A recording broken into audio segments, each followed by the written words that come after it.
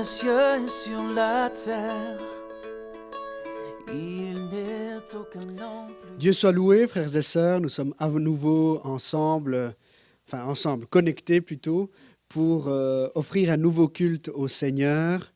Et le bien, le positif des cultes, c'est que même s'ils se ressemblent tous, ils sont tous différents. Parce qu'à chaque fois, Dieu nous parle d'une manière différente, il se révèle à nous, il nous bénit d'une manière différente. Et à chaque fois, nous recevons quelque chose de frais de sa part, à travers les chants, à travers la méditation. Ce soir, c'est le frère Épiphane qui va nous apporter ce que le Seigneur a mis sur son cœur. Nous voulons aussi prier pour lui. Prions le Seigneur un instant. Alléluia. Seigneur, nous te remercions pour tes bienfaits. Nous te remercions parce que nous pouvons t'offrir le culte, la louange, le remerciement, la reconnaissance que toi seul mérites, roi des rois. Merci parce qu'il y a 2000 ans, tu es venu sur terre, tu es venu pour donner ta vie pour nous, afin que nous puissions être sauvés. Et merci parce que notre nom est inscrit dans le livre de vie. Va rejoindre mes frères et mes sœurs à la maison et que tu puisses les combler chacun de tes bénédictions. Conduis toutes choses durant ce culte. Nous te le demandons dans le nom de Jésus. Amen. Louons le Seigneur ensemble, frères et sœurs. Amen. Dieu soit loué. Nous voulons cet instant nous unir avec les anges. Nous voulons déclarer tous ensemble d'un même cœur que les cieux déclarent et de Dieu la gloire. Nous voulons chanter, nous voulons adorer notre Seigneur. Tu es bon, Jésus-Christ. Alléluia.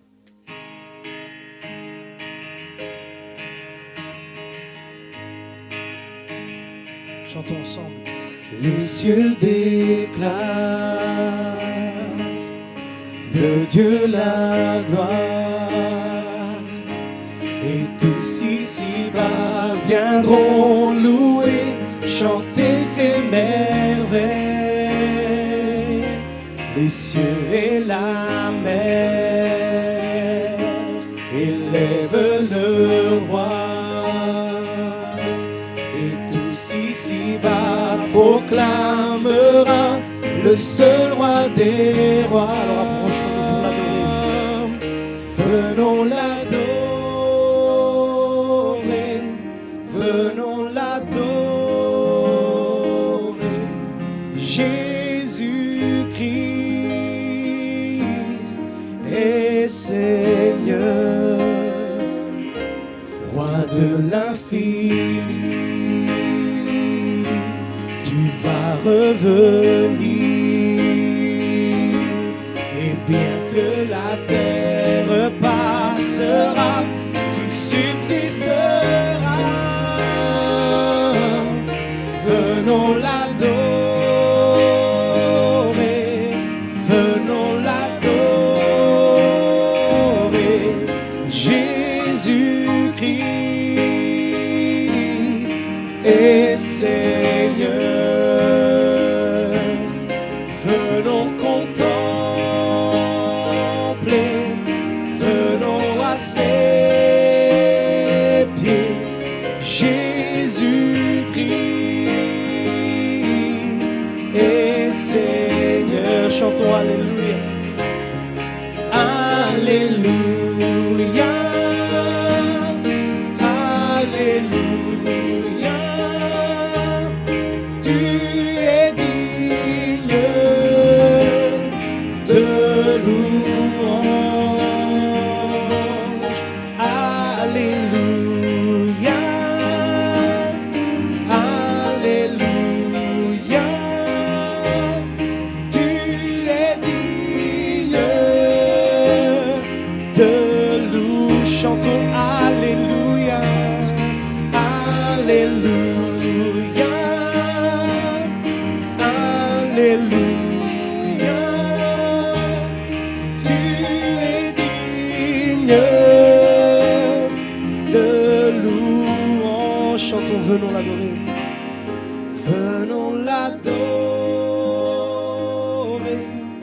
Venons l'adorer.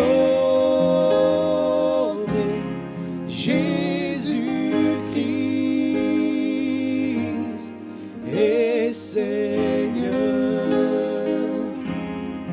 Venons contempler. Venons à ses pieds. Jésus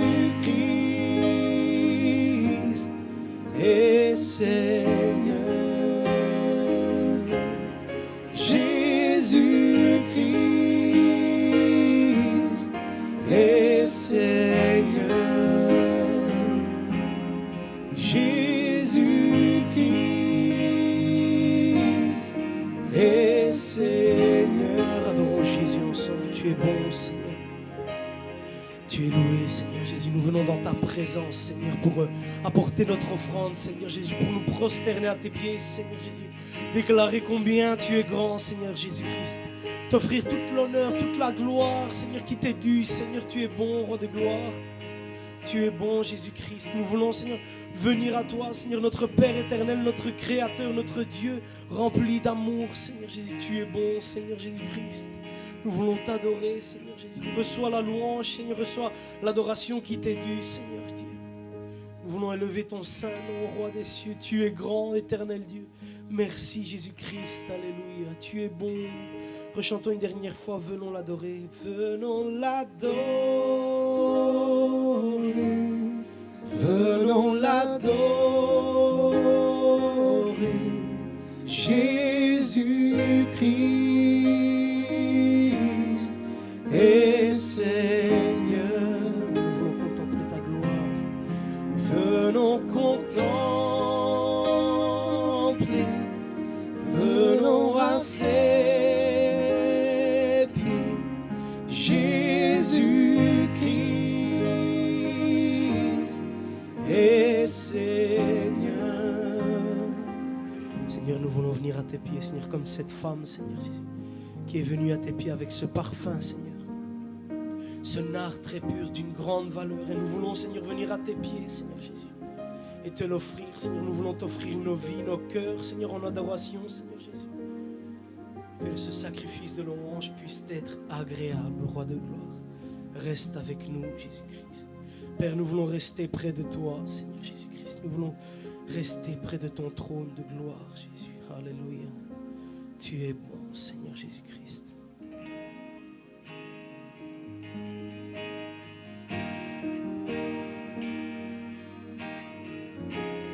Chantons ensemble. Chantons ensemble, c'est auprès de Dieu. C'est auprès de Dieu que je veux me tenir. Il est mon Seigneur, mon roi.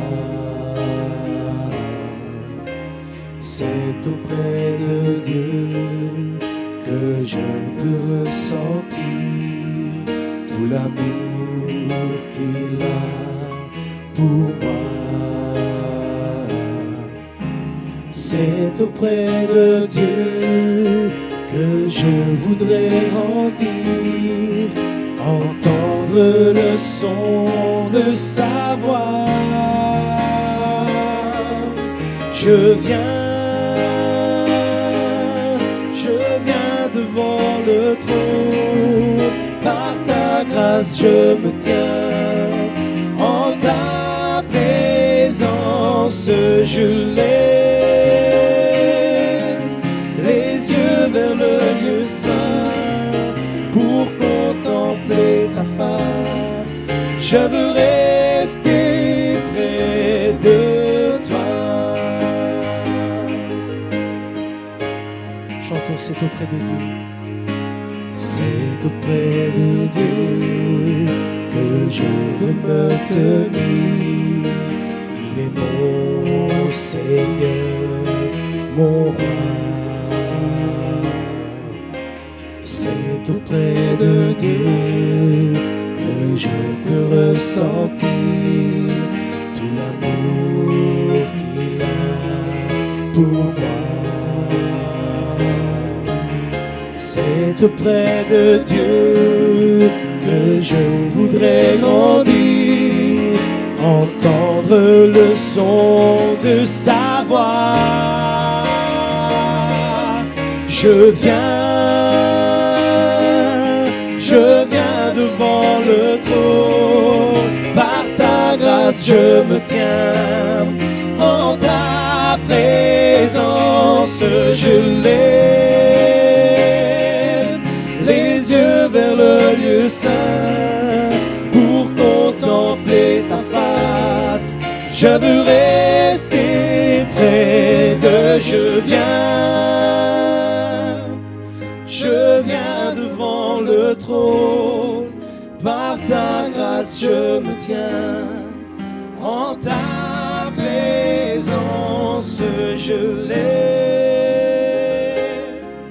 les yeux vers le lieu saint pour contempler ta face.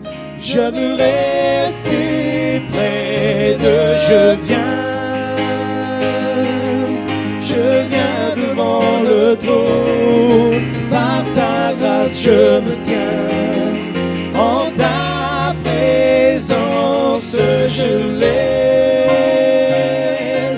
les yeux vers le lieu saint pour contempler ta face. Je veux rester près de toi, je veux rester près de toi, je veux rester près de toi. Tu es bon, Jésus-Christ. Gloire à Dieu. Mon frère, ma sœur, mes amis, maintenant nous allons passer ce moment de prière, que nous puissions incliner notre tête. Là où nous nous trouvons, le Seigneur est présent, il est prêt, il est à l'écoute de notre prière, de ce dialogue que nous avons, ce moyen que nous avons de parler avec lui, que nous puissions nous présenter devant lui. Alléluia. Gloire à toi, Seigneur. Merci, Seigneur. Oui, c'est auprès de toi, Seigneur. Auprès de toi que nous voulons être, Seigneur. Merci encore comme tu as guidé ce groupe de louanges, Seigneur, que tu mets ton onction sur mes frères, Seigneur, que tu continues à nous guider, à nous garder, à nous protéger, à nous aider à faire ta volonté, Seigneur, à rechercher, oui, jour après jour, Seigneur, d'être guidé de toi. Dans toute situation, comme nous nous trouvons actuellement, nous savons que tu es celui qui est à l'écoute de notre prière et tu es celui qui met ta paix dans nos cœurs, Seigneur. Il y a tant de situations qui, oh Seigneur, des fois perturbent notre personne, Seigneur. Il y a, Seigneur, des conséquences qui sont là, mais nous savons que toi, tu peux toutes choses. Tu es le Tout-Puissant. Et nous avons cette certitude, Seigneur, que nous venons devant toi, toi qui es le Dieu Tout-Puissant, qui est à l'écoute de notre prière et qui, oh Seigneur, met ta main bénie sur chaque chose qui est faite, Seigneur. Merci encore, Seigneur, de ces moments que nous pouvons passer, Seigneur, à louer, glorifier, exalter ton nom parce que tu en es digne, Seigneur. Toi, le Dieu Tout-Puissant, tu as, Seigneur, donné cette grâce à chacun, Seigneur, de pouvoir, Seigneur, hériter de toi cette vie éternelle. Merci encore, Seigneur, parce que, oui, tu es celui qui guidera encore notre frère, Seigneur, afin que nous puissions recevoir de toi, Seigneur, que nous puissions recevoir cette nourriture dans notre vie, car nous en avons besoin. Merci encore, Seigneur, parce que toute requête de prière t'est mise devant toi et nous savons que tu mets ta main de bénédiction, ta main de guérison, parce que tu es un Dieu miséricordieux, un Dieu tout-puissant et nous savons que les miracles ne sont pas terminés. Continue à œuvrer au milieu de ton peuple. Continue, Seigneur, oui, à répandre ton amour au milieu de ce monde, Seigneur, autour de nous et que nous puissions te dire, Seigneur, jour après jour, merci. Merci de ton amour, merci de ta présence, merci de tes bienfaits, Seigneur, en sachant que nous pouvons venir devant toi te demander toutes choses. Dans le bon nom de Jésus, béni éternellement. Amen. Amen.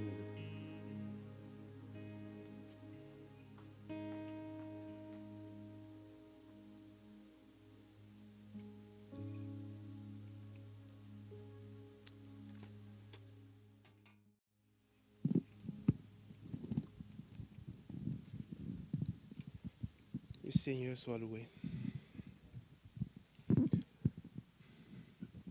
Chers frères et sœurs, c'est avec une grande joie que je me retrouve ce jour à partager la parole avec vous.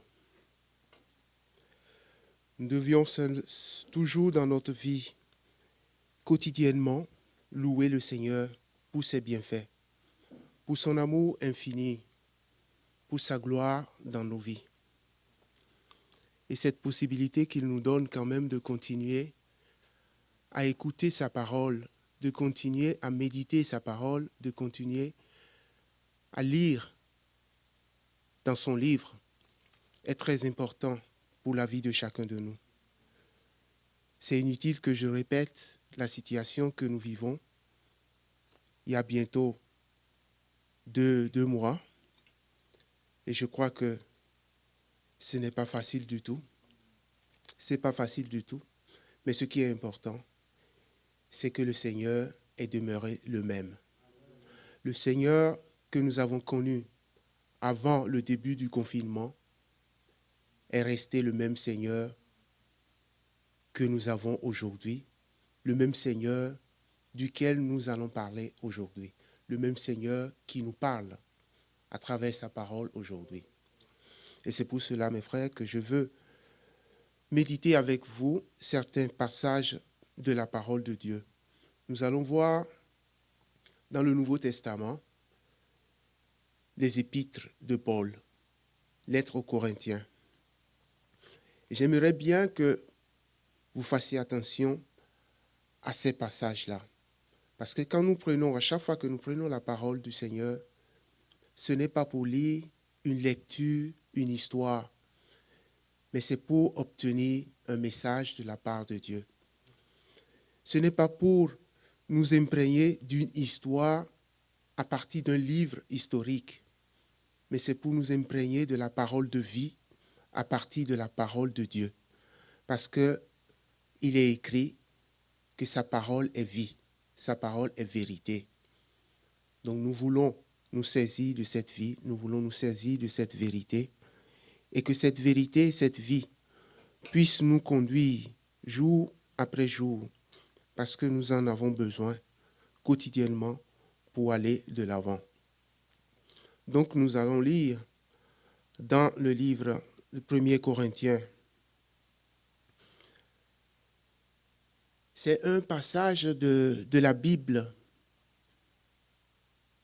qui résume un peu la première partie de la lettre que Paul a adressée à la communauté de Corinthe. Ses frères d'il y a quelques années, d'il y a quelques siècles, que peut-être nous ne connaissons pas, mais avec lesquels nous sommes unis par une seule foi, par une seule vérité, par Jésus-Christ qui est mort et ressuscité pour chacun de nous. Et Paul, adressant ces passages, cette lettre à la communauté de Corinthe, essayera quand même de son côté de donner les conseils qu'il sentait de son cœur et les conseils en fonction de ce qu'il a appris, sa relation personnelle avec Christ.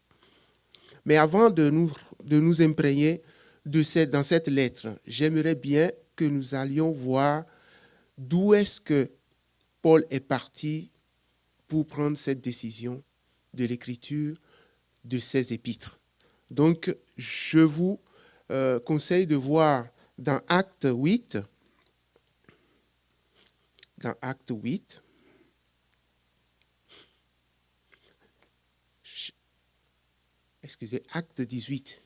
chapitre 18.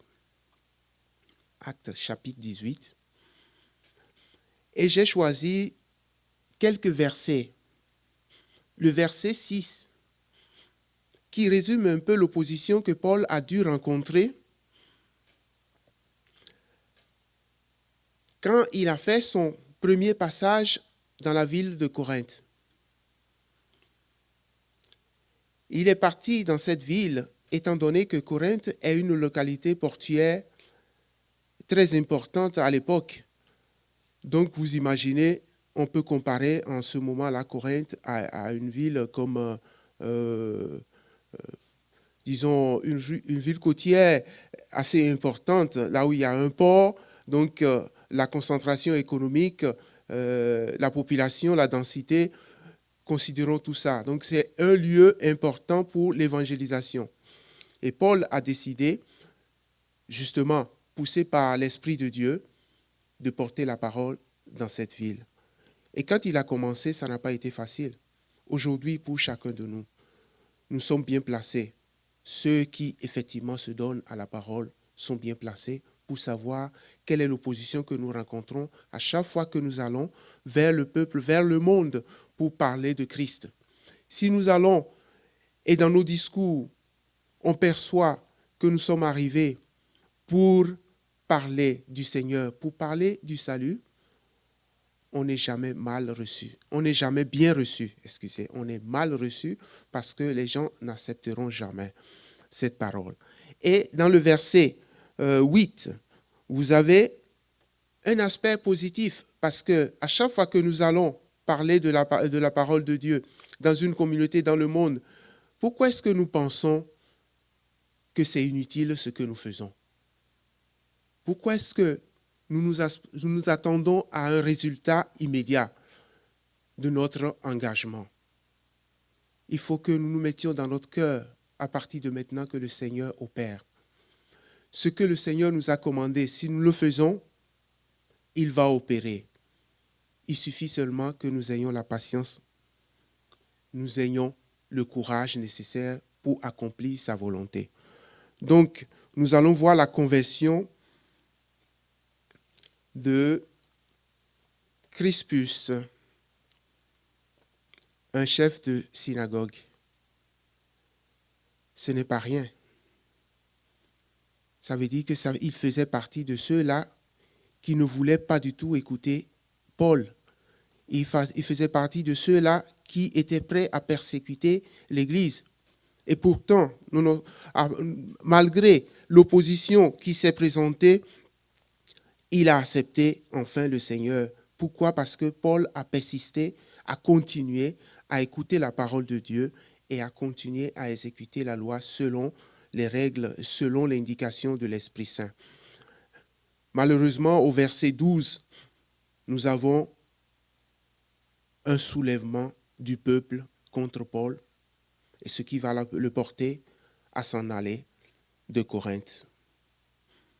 Mais gloire à Dieu, Paul, hors de Corinthe, continue à avoir des nouvelles de la communauté qu'il a créée, de la communauté que le Seigneur lui a permis de mettre sur pied. Il continuait à soutenir ses frères, même loin qu'ils soient. Et c'est là qu'il a appris ce qui se passait au sein de cette communauté. Et cela nous porte maintenant à rentrer dans le livre, l'épître, le premier, Corinthe, du chapitre 1 et vers le chapitre 4.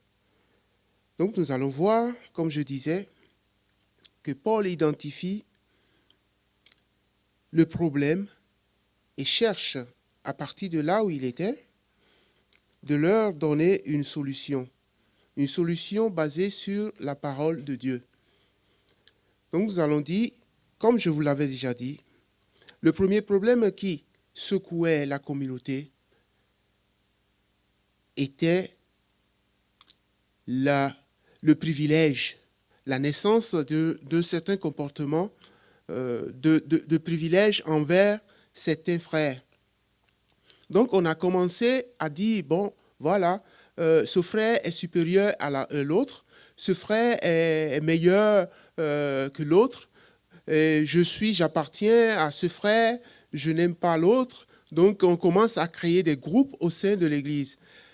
Vous pensez qu'aujourd'hui, de nos jours, ces situations ne se représentent plus? Moi, je crois que non. C'est pour cela que la parole de Dieu nous met en garde. Si nous lisons la parole de Dieu, si nous méditons cette parole, et si effectivement nous faisons cette parole notre, jour après jour, nous allons nous rendre compte que Dieu nous guidera, que Dieu nous bénira. Donc, selon la pensée de Paul, selon les indications de Paul, la communauté de Corinthe doit faire beaucoup attention à propos de ces comportements-là. Parce que le Seigneur est unique, le Seigneur n'est pas divisé. Donc, étant donné que nous sommes le corps de Christ, comment se fait-il que dans un corps, qu'il y aura des divisions? C'est impossible que le pied soit d'un côté, marche d'un côté et l'autre, le pied gauche aille à droite et le pied droit aille à gauche. C'est impossible. Donc nous devons collaborer ensemble. Et cela vaut aussi pour nous aujourd'hui. Cela vaut pour la communauté actuelle, notre communauté de Châtelet, la communauté chrétienne de la Belgique, la communauté chrétienne de l'Europe. Parce que le Seigneur nous a mis dans ce monde pour un objectif bien précis. Nous devons être des témoins de son amour, des témoins de sa miséricorde.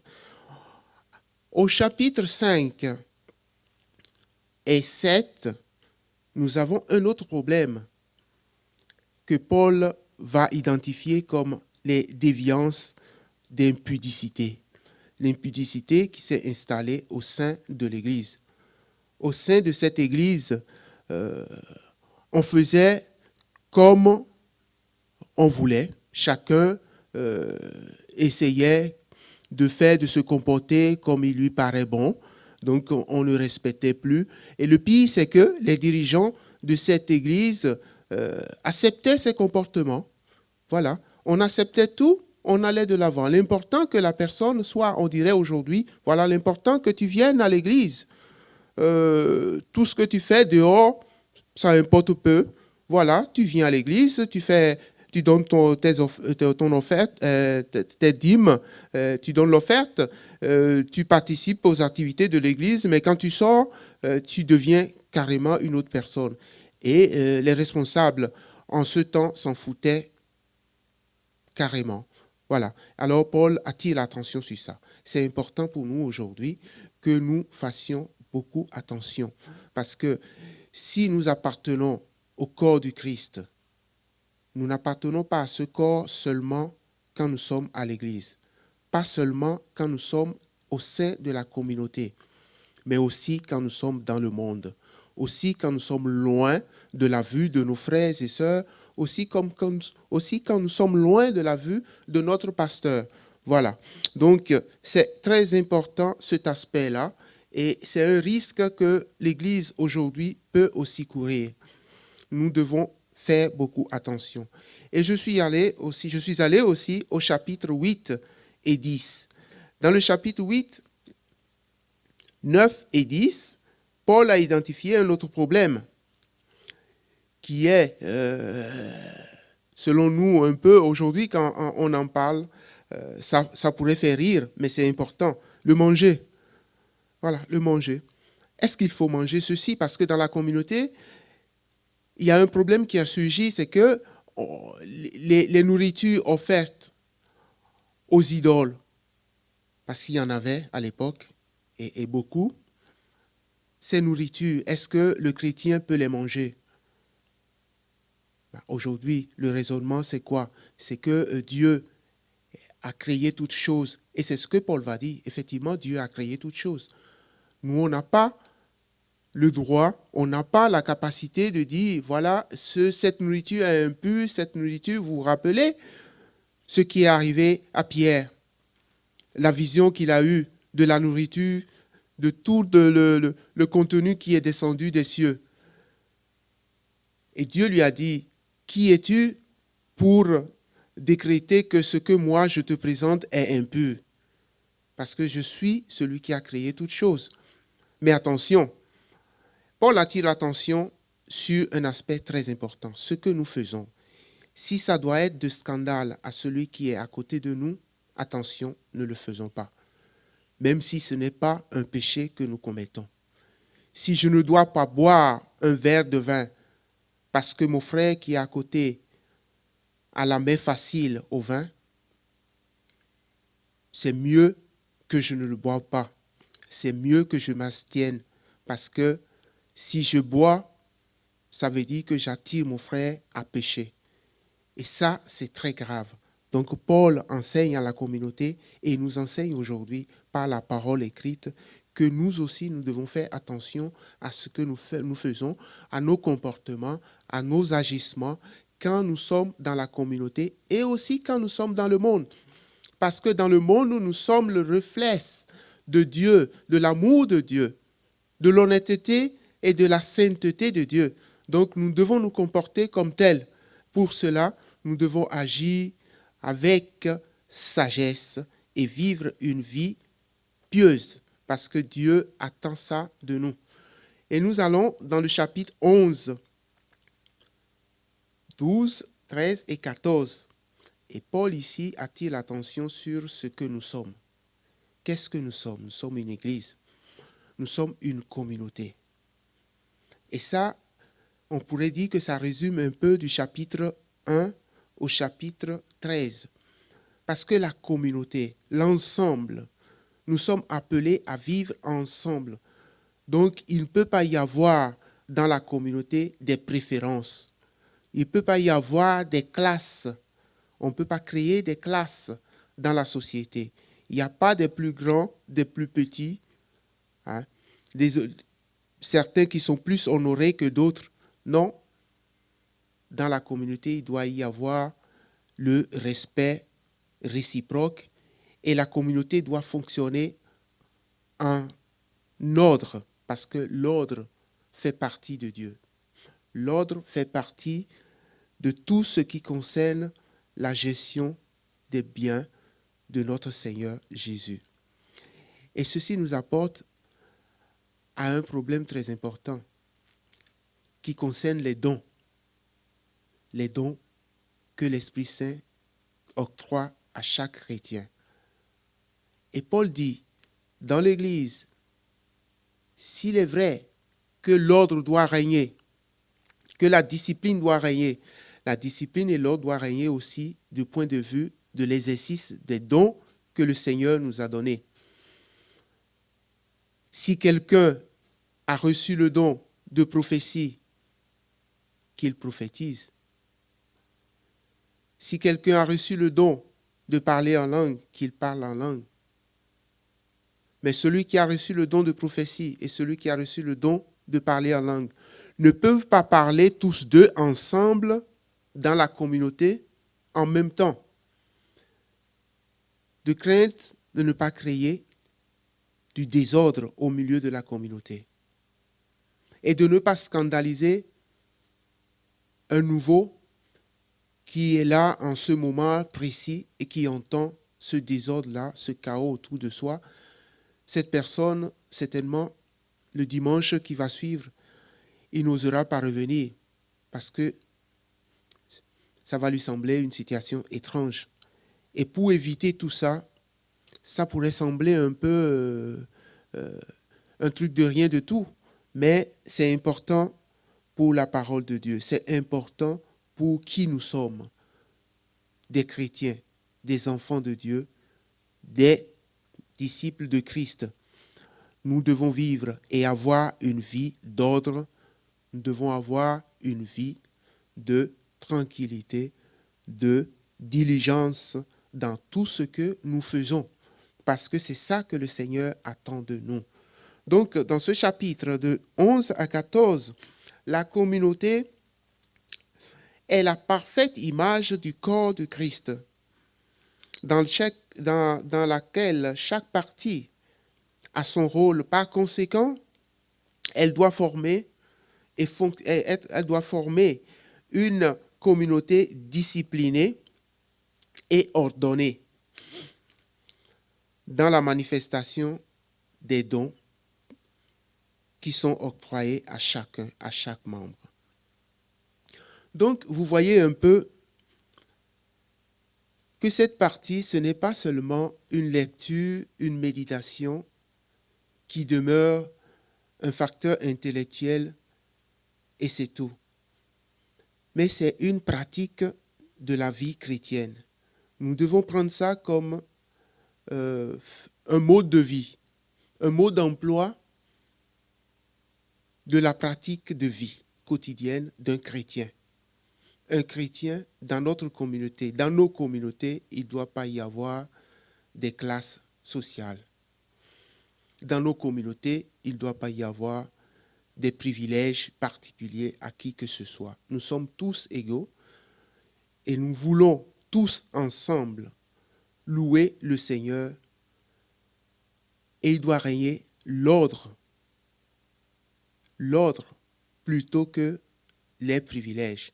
L'ordre dans le sens, le pasteur est celui qui est porté à porter la parole, à gérer son église. Les diacres sont là pour seconder le pasteur. Les fidèles sont là, les frères et sœurs sont là pour soutenir le pasteur et le conseil de l'église. Et tous ensemble, nous devons œuvrer pour le bon fonctionnement de l'œuvre de Dieu, parce que nous sommes appelés à être des vrais témoins du Seigneur Jésus. Et si nous ne commençons pas à nous mettre en ordre nous-mêmes dans nos communautés, nous-mêmes dans nos maisons, comment est-ce que nous pourrons aller dans le monde et témoigner de l'amour et de la bonté de notre Seigneur Jésus. Chers frères, je m'exhorte moi aussi à commencer de moi-même. À commencer de moi-même parce que sans que je ne sois changé, je ne pourrai pas changer les autres.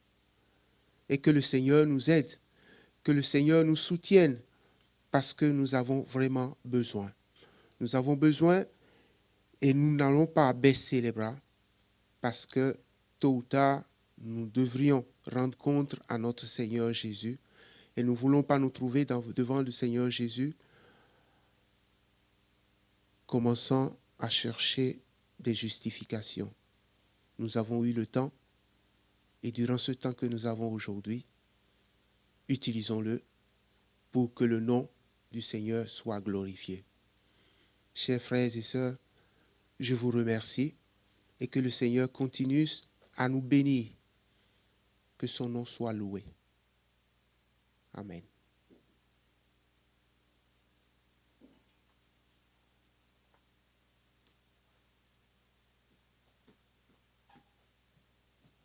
Alléluia. Merci frère pour la parole du Seigneur. Nous voulons l'accepter, nous voulons la mettre en pratique. Chantons un dernier chant avant de conclure la réunion.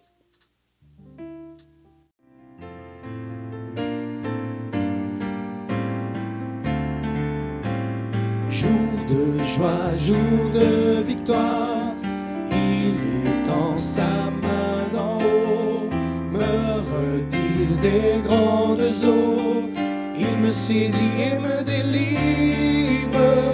L'Éternel est mon appui, devant tous mes ennemis, Dieu se lève avec éclat, et il marche devant moi. Jour de joie, jour de victoire, il étend sa main d'en haut, me retire des grandes eaux, il me saisit et me délivre. L'Éternel est mon appui, devant tous mes ennemis, Dieu se lève avec éclat, et il marche devant moi. Alléluia.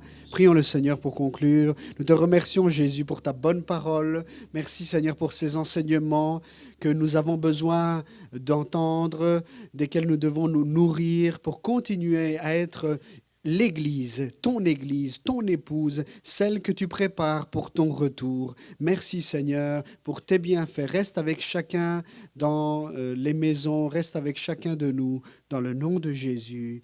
Amen. Amen.